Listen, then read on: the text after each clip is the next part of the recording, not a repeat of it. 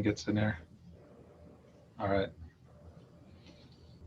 All right. So good evening. We're having our open house tonight for our 2021 Shoreline Master Program update.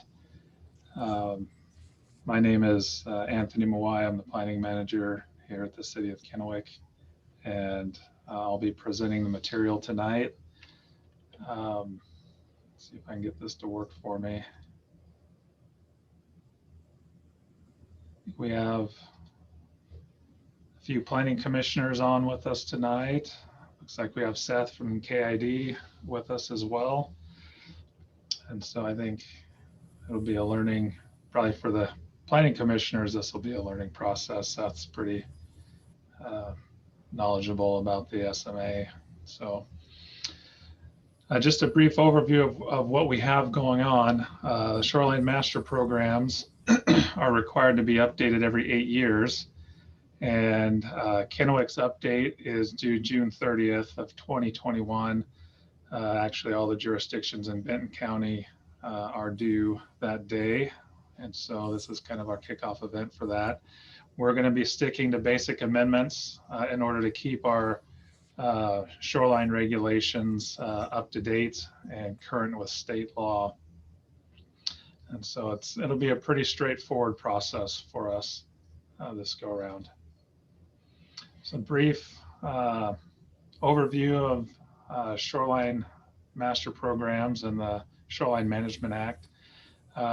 Shoreline Management Act, or the SMA, was adopted in 1971. It was ratified by voters in 1972. It came about in large part because people were concerned that piecemeal development would result in irreversible damage to our shorelines, and the need for a master plan to regulate the state shorelines was necessary. And so the Shoreline Management Act was adopted, requiring jurisdictions to create and adopt a shoreline master program that regulates new development, land modifications, and shoreline uses. And it's applicable to rivers, lakes, and over 20 acres and marine waterfronts generally. There are 3 core principles related to the SMA. Those are shoreline uses, shoreline environmental protection, and shoreline public access. So basically looking at uses, protection, and access. What type of uses will be allowed along the shoreline, and how will they be developed? How will we protect the shoreline environment, preserve it or restore it? And then how do we provide access to the public so that they can enjoy the shoreline areas? In Kennewick, our shoreline is made up of the Columbia River, and all land within 200 feet of what's called the ordinary high water mark on the Columbia River will fall under the jurisdiction of our Shoreline Master Program. It also includes the associated wetlands within that area. It does not include intermittent water bodies. Those are regulated by our critical area ordinances only, so they don't apply. The SMPs, or our Shoreline Management Program, does not apply to those. This is a map of our shoreline. You'll see the date is 2007. That's when our last update was. It was a major update then. And we have basically 5 segments there. The majority of our shoreline is what we call urban conservancy, or it's there basically to be, it's an urban shoreline, but there to be basically protected and enjoyed. Except for Clover Island is listed as high intensity, designated as high intensity, where more high intense development can occur. The green hatching, excuse me, I've got something in my throat. The green hatching there is the 200-foot buffer from the ordinary high water mark, and that delineates the shoreline area. or the shoreline management area, which is regulated by our shoreline management program. And then there are a few wetlands. There's one here in Columbia Park. There's a Duffy's Pond is another. And so those are also regulated by our shoreline management program.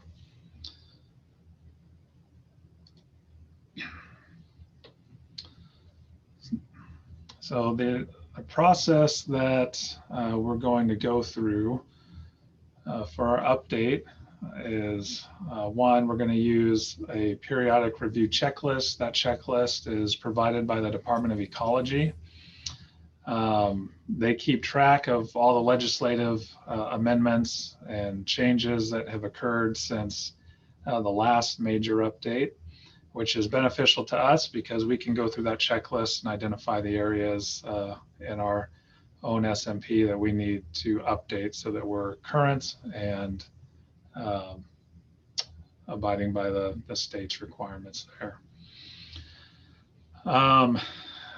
The next process is seeking comments from the public. And so we're interested in what the public has to say. In 2007, we went through some extensive public outreach. We're not going through as extensive outreach this go around. The last 2007 was a pretty big update with a lot of changes. At this time, we're just updating to make sure we're consistent with state law. So we've put out notifications to our public agencies and media outlets. We're holding this virtual open house, which will be recorded or is being recorded. It will be provided for viewing on our website for anybody that's interested. And then, as I said, we have a website, a dedicated website providing general information. This particular recording of the open house, draft updates, and the ability or methods for people to comment on the proposed changes.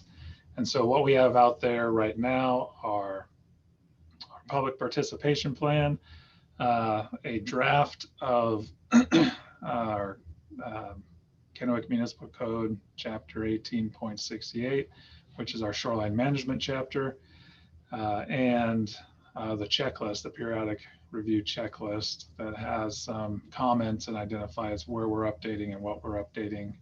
And we've kind of referenced the two together so that once if somebody's going through the update or the draft code language, they can go back to the checklist and see why we are making that change and get more reference and information there.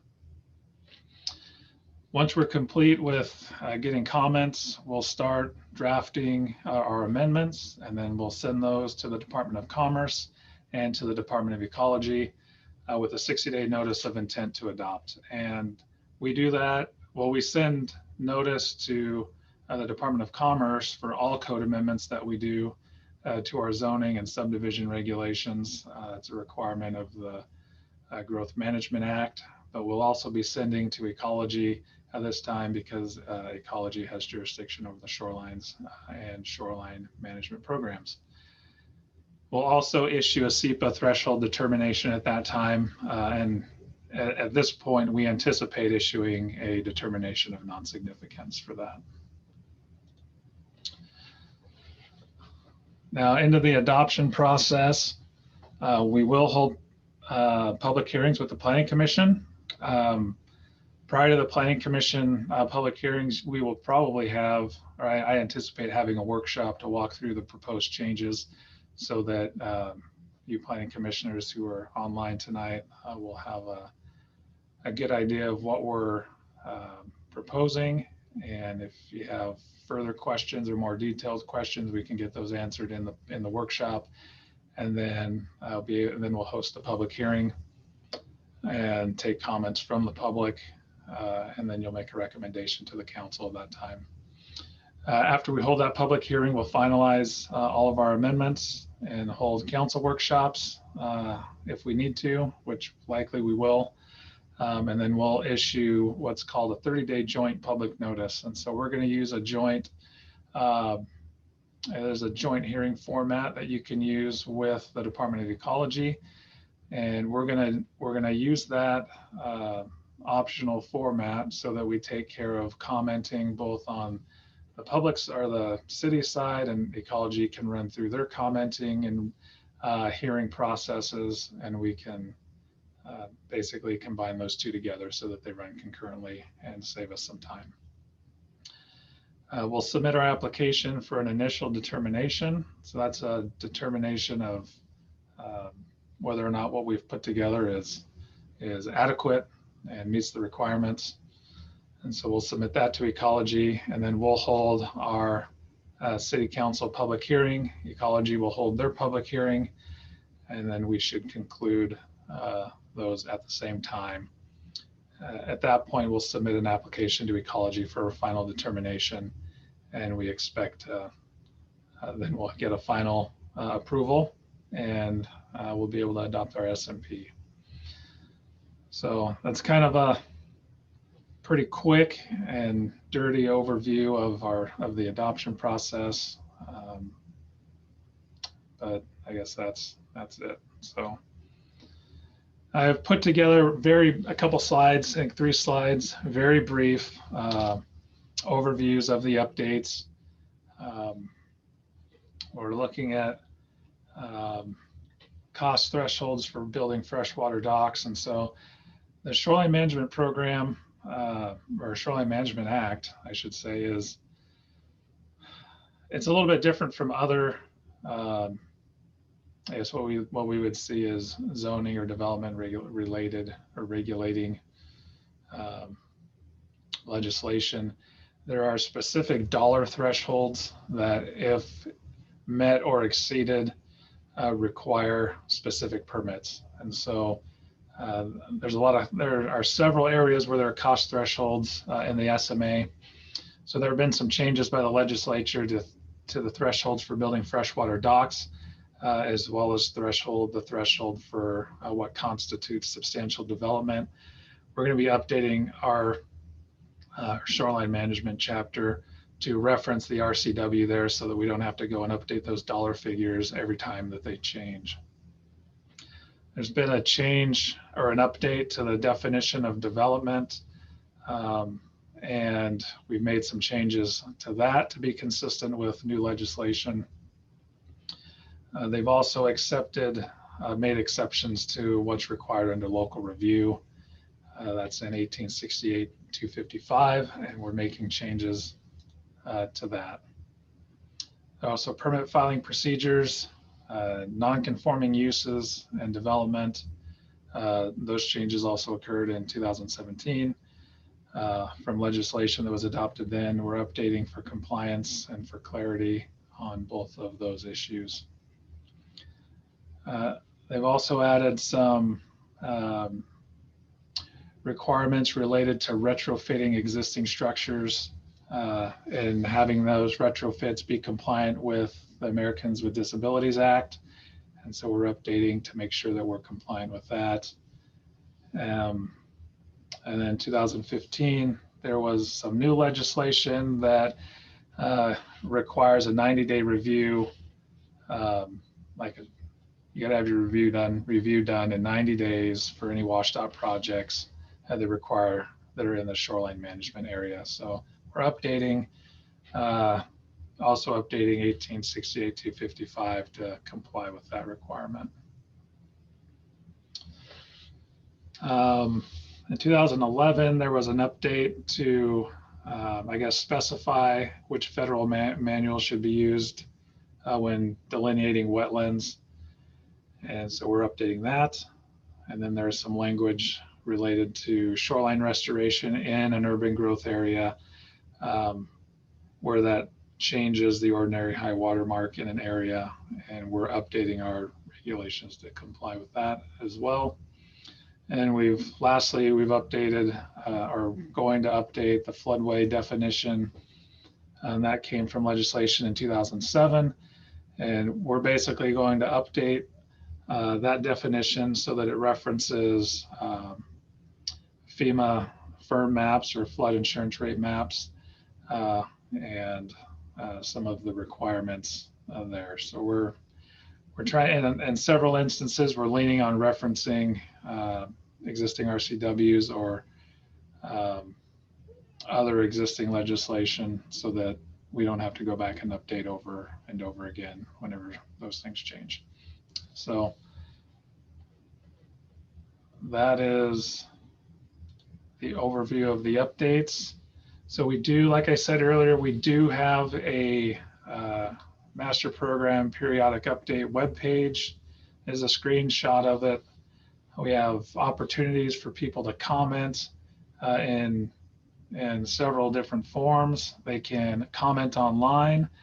We've set up a form that allows them to just enter their comments right there on the spot online. They can also email myself their comments if they're wanting to attach documents or pictures or anything like that. And as always, there's good old snail mail. They can mail stuff directly to City Hall, and we will get that and incorporate those comments or review those comments and make adjustments to our drafts as needed. So with that, I'd be happy to answer any questions that you have just on the process in general, or on anything you saw that might be odd. I don't know.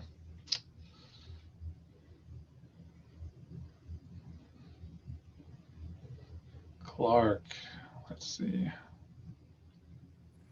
Yes, Anthony, Hey, Clark. can you hear me? Yeah, I can hear you. Okay, great.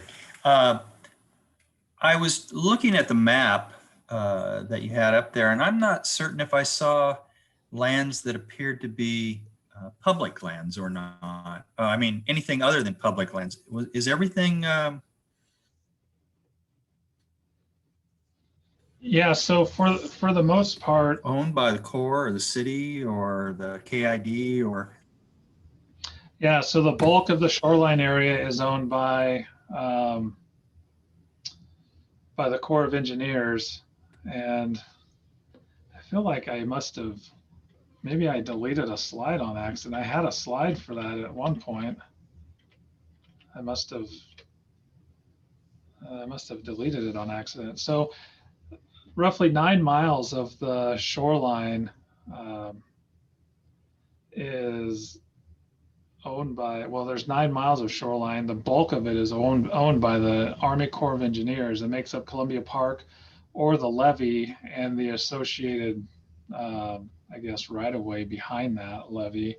There are some areas where the 200-foot shoreline management area does fall onto private land. Okay. But most of it is the levee and then the area behind the levee before you get to privately owned land. Another good chunk of it is owned by the Port of Kennewick and Clover Island, the causeway that goes out there, and then the port also owns several properties here along Columbia Drive that back up to Duffy's Pond, and they some of those areas extend into the pond area, and they fall into the under that, or they're regulated by the SMA as well. So, Okay. but yeah, there's very little that is privately owned. Most of it Okay, is thank public. you. Yeah, I attended a couple of meetings over the last couple of years where there was considerable interest in trying to reevaluate management of the shoreline from Kennewick on north and Pasco area. So it'll be very interesting to see how input is received from the public. Thank you. Yeah, you're speaking about the reconveyance efforts, I'm guessing. I am. Yes. Yeah. Okay. Yeah, that'd be very interesting. I think if it was turned over to the city, I mean, it would still be, the bulk of it would still be in public ownership. With Columbia Park being the largest piece of shoreline, I think that in the city of Kennewick. So.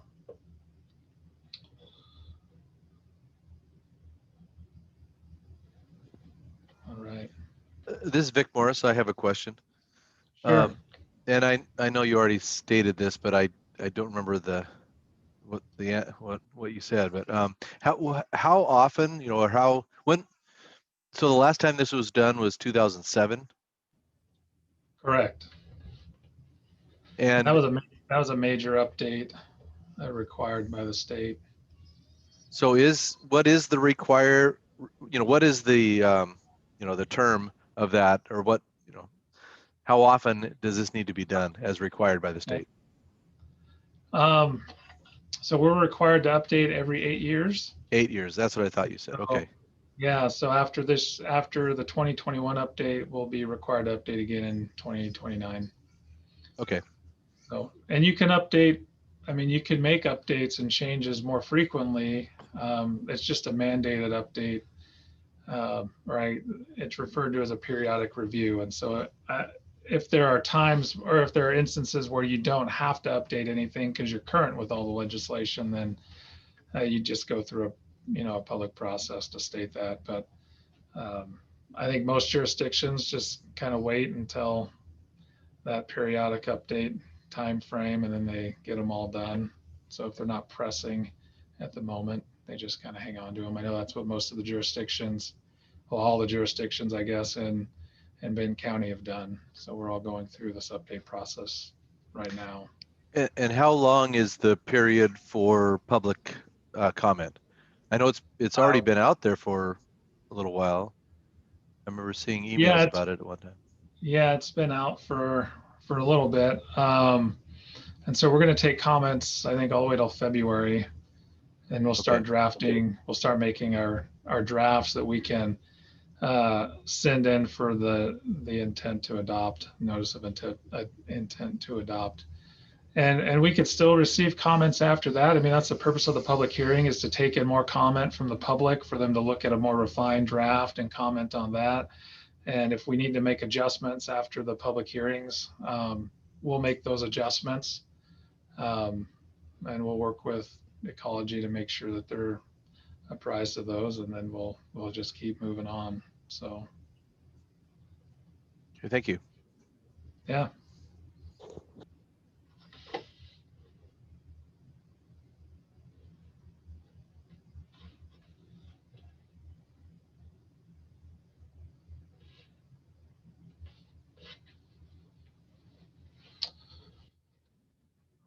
Okay, let's see. Oh, Clark's back. So in case you have not been there yet, I wanted to show you how to get to the web page as well. So this is the home page of the city's website, which hopefully you're somewhat familiar with. If you go up to your government and then to community planning, right down here at the bottom is our Shoreline Master Program periodic update page.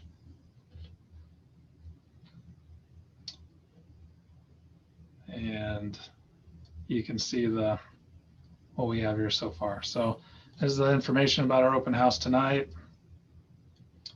This is where you can comment, and this is what that form looks like.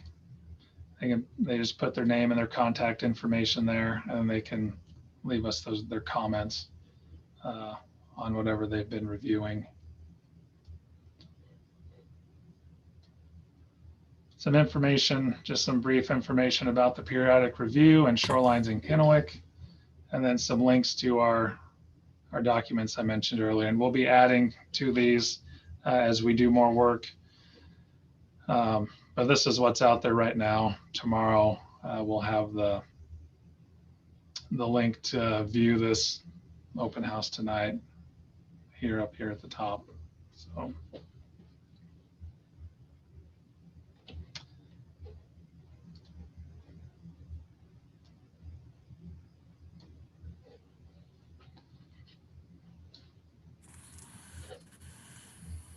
I don't know if does anyone have any other questions?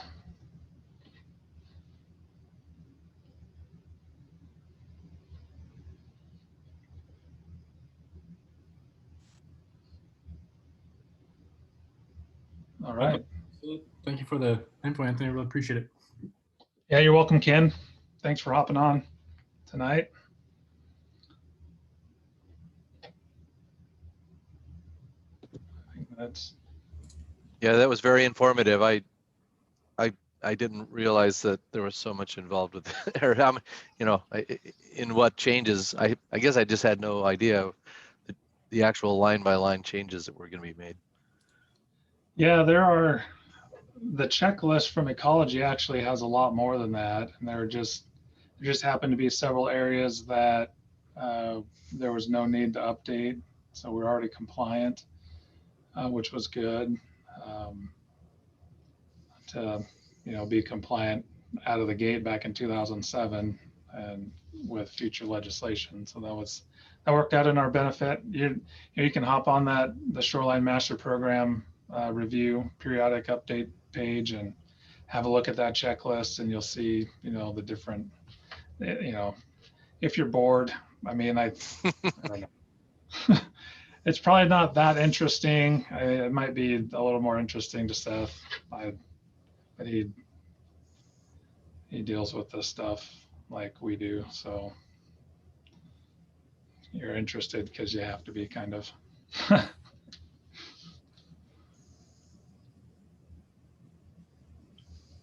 All right, I think we'll hang out probably till 6 o'clock, see if anybody else hops on, and then if not, we'll go ahead and close it down. So you're not obligated to stay if you don't want to, unless you're thinking hard about a question to ask. We'll have this update up on the website tomorrow for you to refresh your memory if you think of something in the middle of the night. I don't have anything further, Clark, just to thank you, Anthony and Melinda, for supporting this workshop today. Appreciate it. All right, thanks, Clark. Thank you. Thanks, everyone. Have a great night. All right, thanks, Ken. Have a good one. Thank you. You're welcome.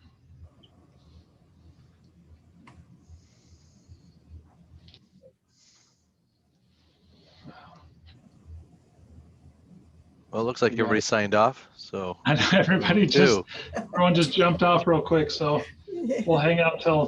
I mean, well, I guess it's 6 right now. Yeah. So Perfect. yeah. You don't have to hang out if you don't want to, Vic, but you're welcome to. Okay. Well, have a Merry Christmas. Thank you. All right. You too, Merry Vic. Merry Christmas. Christmas. Bye-bye. Thank you. Bye. Bye.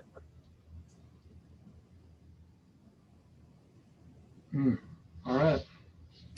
Okay, I'll stop the Anything about it? recording. Yeah. That Did you went, stop it? it is